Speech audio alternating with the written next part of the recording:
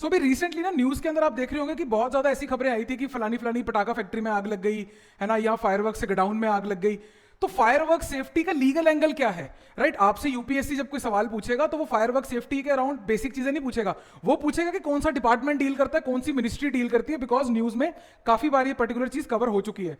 Now first of all let us see कि firework safety it is governed by what acts. सबसे पहले तो explosives act 1984 and explosive rule 2008, इनके through सारा fireworks जो है आपका वो डील होता है, सारे फायरवर्क्स इस पर्टिकुलर चीज से गवर्न होती है। It includes manufacturing, storage, sale and use of firework. ठीक है जी। इसके अलावा इसको रेगुलेट करता कौन है, कौन सी बॉडी है? दैट इज पैसो, PESO। इसको ऐसे याद रखिए कि पटाखों में आप क्या करते हो, लिटरली पैसों में आग लगाते हो, तो पैसो इस आप उससे आपने याद रखना है इसको, PESO, petroleum and explosive safety organisation. Now ये थोड़ा सा मिसलीडिंग है, क्यों? क्योंकि आपका डिपार्टमेंट देखिए DPIIT under ministry of commerce and industry, इसकी कोई और मिनिस्ट्री नहीं है, इसकी है ministry of commerce and industry. ठीक है जी।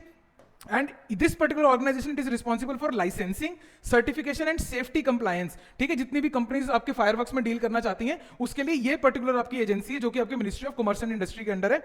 जितने भी बच्चे रेगुलर तैयारी कर रहे हैं, जिन्होंने 1-2 अटेम्प्ट्स दिए होंगे, उनको समझ में आ रहा होगा कि इसके ऊपर क्वेश्चन कैसे फॉर्म हो रहे हैं। जितने नए बच्चे हैं आपको मैं बता देता हूं कि ये इंपॉर्टेंट है, ये आपको अदरवाइज स्टैटिक इन्फॉर्मेशन में ये चीज नहीं मिलेगी, क्योंकि इतना डिटेल में हम जाते नहीं है। जब स्टैटिक पढ़ रहे होते हैं तो थोड़ा सा ऊपर ऊपर से देखते हैं हम सारी चीजों को, बेसिक स्ट्रक्चर देखते हैं, इतना डेप्थ में नहीं जाते हैं।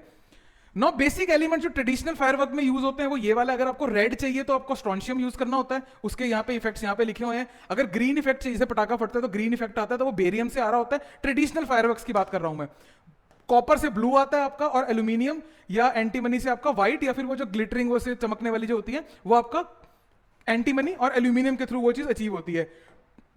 रिसेंटली अभी 2017 में सुप्रीम कोर्ट ने 5 टॉक्सिक हैवी एलिमेंट्स पटाखों के अंदर बैन कर दिए थे। इसके ऊपर भी सवाल जो है वो अभी भी बन सकता है, तो आपने मन के अंदर कोई भी मलाल नहीं रखना है।